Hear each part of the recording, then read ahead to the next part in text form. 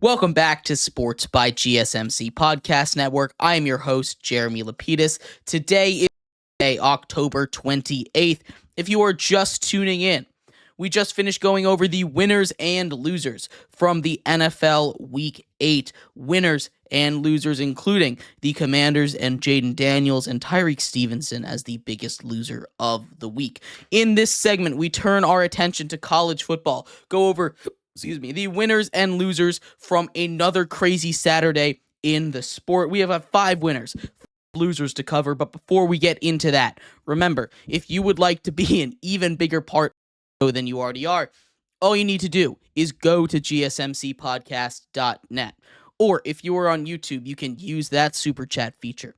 If you do either of those two things, a message should pop up on the bottom of the screen for you, me, and everybody else around the world to see. If you do have a burning question about sports, anything at all that you would like to ask, go ahead and throw that in the comments. Throw it in the chat. I will get to it as soon as I possibly can. I appreciate everybody so much for sticking around, talking some sports with me here on a beautiful Monday, October 28th. Like I was saying, though, in this segment, we turn our attention to the sport of college football. College football week 9 is in the books, and yet again, chaos reigns supreme in that sport. We're going to start off with our losers here at number 5, Utah. And this is one that kind of went a little bit under the spotlight, under the radar here, because we have a team in Utah that, while they started off with it as a top 10 hopeful team, a team that was favored, in my opinion at least, to win the Big 12 with the way that they've been playing in the Pac-12 the last couple of seasons, with the health of their quarterback, Cam Rising, coming back, they have completely fallen off the face of the earth. They fired their offensive coordinator. Their head coach should be next, I think. But they lose a close one to Houston. Houston, a team that, in my opinion, is one of the worst, if not the worst, power conference team in the whole sport.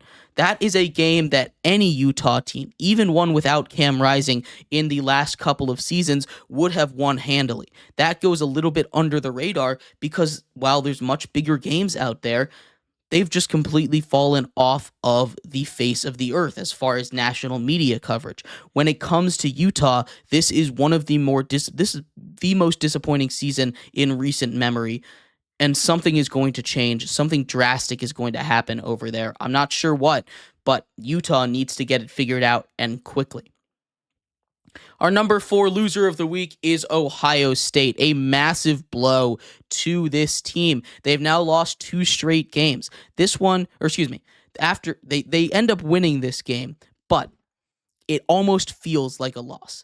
After coming off of the bye week, again, you lose to Oregon in Eugene by 1 point. Bad clock management. You get all that hate. Kind of settles down after one of the more chaotic weeks of the entire season takes place on your bye week. Then you're expected to win by 25 points against a Nebraska team that just got blown out on the road against Indiana. An Indiana team that looks incredible. A Nebraska team that only beat Rutgers by 7. And now you have a juggernaut in Ohio State, a squad that's only losses to the number 1 team in the nation, and they eke by with a victory. A way too close for comfort victory by Ohio State. They stay very highly ranked because it's a win, but there's so much concern. If they play like that, they can't get the run game going. The offensive line is a real liability now that they have some injuries. They don't have the depth to deal with it. Ohio State has a lot of issues that were just kind of bubbling underneath the surface all season long. They stayed healthy. They looked competitive against not great teams. And now against a Nebraska team, a squad that's not that great, they almost lose. That is not a good look. They have a big game against Penn State, and they're not going to come in as the ranked as the higher ranked team for maybe the first time against Penn State in a million years. Right? This is not a characteristic kind of situation that you find Ohio State in. This is a game that they need to get right because this schedule doesn't get very easy. They get Penn State, then they get Indiana, both top 12 ranked teams right now in the nation. this is not an easy end of the schedule for Ohio State. Then, of course, they have to play Michigan down the road as well. That's always a rivalry game. That's always going to be one of those that we have to keep tabs on. Down the stretch of this season, it does not get much easier for these Buckeyes. They need to show that they are competitors, that they are contenders, and they need to show that emphatically against Penn State coming up this weekend. Our number 3 loser, Liberty, once again finds itself on the list. They lose their first game since 2022, but not just losing. The fact that they lost to Kennesaw State, giving Kennesaw State their first ever FBS win. Liberty's been looking bad all season long. I'm not going to sit here and sugarcoat it. They're a team that plays a really soft schedule year in and year out. That's part of the CUSA. That's just how it goes.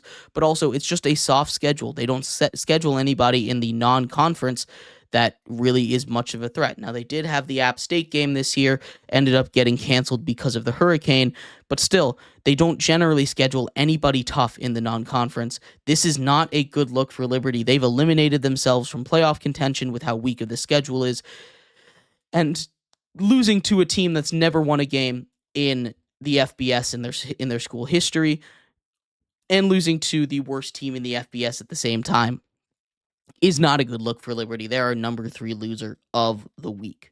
Our number 2 loser is Missouri, getting blanked by an Alabama squad that just has not looked that great. They've been very inconsistent all season long. They come out there, they play a great game. But Missouri, something is wrong with that team. They keep winning in heart-wrenching fashions. You give a heart attack every time they go out there and win, or they get completely blown out by much better competition. I don't know why Missouri is still ranked. They shouldn't be anywhere near a top 25. They've lost in any of the real tests. They've been absolutely destroyed. They barely beat Vandy. They barely beat Auburn. They barely beat Virginia Tech.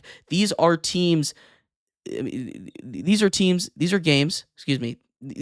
they should be winning if they really are a top 25 team. This is not the performance of a Missouri team that had the expectations of a top 15 team heading into the year. I don't know why they're in the top 25. I don't want them anywhere near it. We'll talk about that tomorrow when we do our top 25. But Missouri is our number 2 loser. And that leads us to number 1. The number 1 loser of the week is Kyle McCord. We talked a little bit about it on Friday when we did our recap of that game.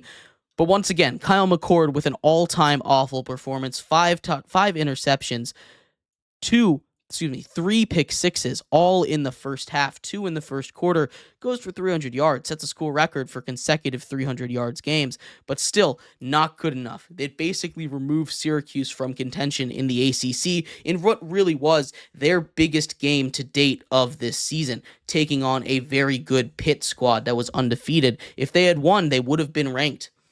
Instead, they come down, they get nothing done. It's incredibly disappointing as a team. This is not what you wanted to see for Kyle McCord. He is the biggest loser of the week.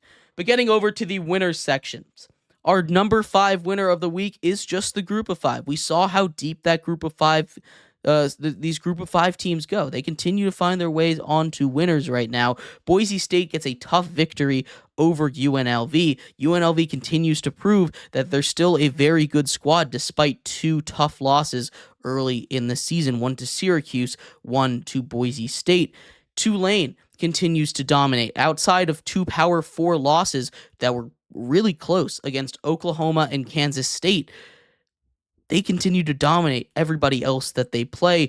Army continues to play great. We saw Navy lose to Notre Dame in not so great fashion, but Washington State gets ranked. You now have 3 or 4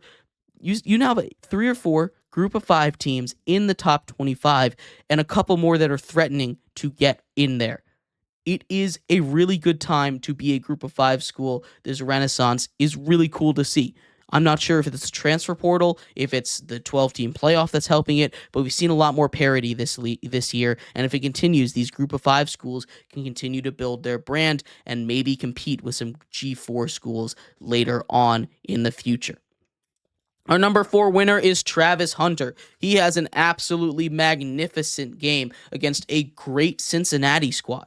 A Cincinnati squad that quietly is just outside of that bowl eligibility bubble right now. 5 wins already in their season. They've played really good football. The only 2 losses they have are to 2 ranked teams. That, of course, is Pitt and Colorado. This is a really good Cincinnati team, and Travis Hunter goes off. He arguably is the Heisman favorite now after Ashton Jeanty has a down week, only rushing for 130 yards and a touchdown. Can't believe we let this guy on a football field, right? But he comes out there, shows why he should be up there for Heisman voting. This Heisman race is going to come down to the wire. I really kind of hope it doesn't go to one of the quarterbacks because that's the way that the betting favorites are going now. Dillon Gabriel at the top. And not saying he hasn't played like a Heisman winner, but still, you have these 2 phenomenal non-QB guys in Travis Hunter and Ashton Jeanty that are putting up incredible seasons, numbers that you just don't expect, or plays and positions that you don't expect. We'll see how it goes, but I'm going to be a little bit pissed if Dillon Gabriel or Cam Ward wins the Heisman, honestly. Our number 3 winner of the week is Oregon. We talked a little bit about Dillon Gabriel just a second ago, but Oregon has finally kind of put a stranglehold on that number 1 overall seed in college football.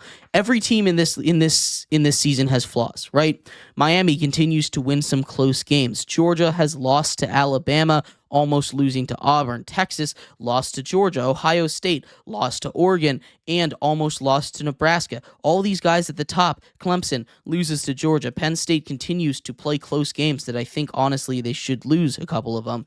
You know, all of these teams that are at the top right now have issues.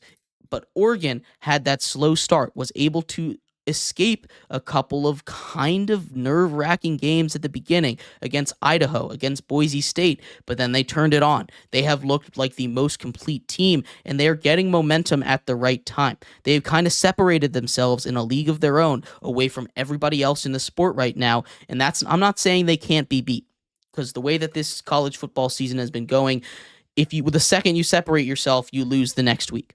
But Oregon is a big winner this week. They kind of cement that number one seed, that number 1 ranking, and we will see what happens when the actual rankings come out.